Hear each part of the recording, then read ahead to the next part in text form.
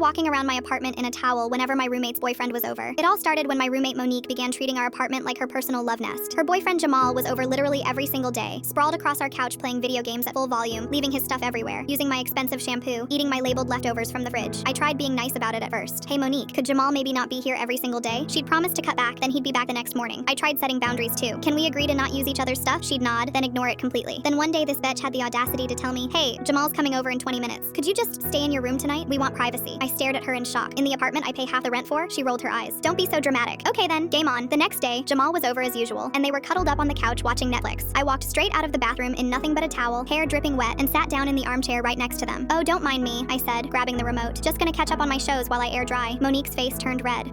Could you maybe get dressed? I looked at her confused. Why? This is my apartment. I always air dry after showers. Jamal looked incredibly uncomfortable. This became my new routine. Long, luxurious baths whenever Jamal was over, then lengthy strolls through the apartment in my towel, sometimes doing a face mask, sometimes painting my nails at the kitchen counter. If they were cooking dinner together, I'd waltz in and help myself. Oh, this smells amazing, I'd say, grabbing a plate and serving myself a huge portion of the romantic dinner they'd prepared. You don't mind, right? Since we share everything in this apartment? When they'd order pizza, I'd grab 3 slices before they could even sit down. Thanks for ordering dinner, roomie. Monique would glare at me, but what could she say? She'd herself established that consideration for your roommate didn't matter. The confrontation came 3 weeks into my new routine. I'd just emerged from my second bath of the evening, towel-clad as usual, when Monique exploded. Okay, what is your problem? She screamed. Jamal was sitting there, looking like he wanted to disappear into the couch. Problem? I asked innocently, plopping down between them, still dripping. I don't have a problem. You're being completely inappropriate, walking around half naked, taking our food, interrupting everything we do. I turned to look her dead in the eye. Oh, you mean like how you told me to hide in my room in the apartment I pay for? Or how Jamal eats my groceries every day? Or how you guys treat this place like I don't exist unless it's rent day? The silence was deafening. Jamal suddenly became very interested in his phone. That's different, Monique stammered. How exactly? I asked. Because when I asked you to be considerate of the fact that I live here, you literally told me to stay in my room. So now I'm just living my life in my own home. If that makes you uncomfortable, maybe you two should stay in your room. Jamal finally spoke up. She has a point, babe. Monique looked at him like he'd betrayed her. What? I mean, we have been here every day, and you did tell her not to come out of her room. That's kind of messed up. Monique's face went from shock to rage. You're seriously taking her side while she's sitting here practically naked? I laughed. Practically naked in my own apartment that I pay half the rent for. Jamal stood up. I'm gonna go. Don't you dare leave. Monique grabbed his arm. We're not done talking. He pulled away. Actually, we are. This is weird, Monique. He left without another word. Monique turned to me, tears streaming. Are you happy now? You ruined everything. No, Monique. You ruined it when you decided I wasn't allowed to exist in my own home. Oh, and speaking of which, I'm moving out. Already signed a lease for a studio. Good luck finding a roommate. Her face went white.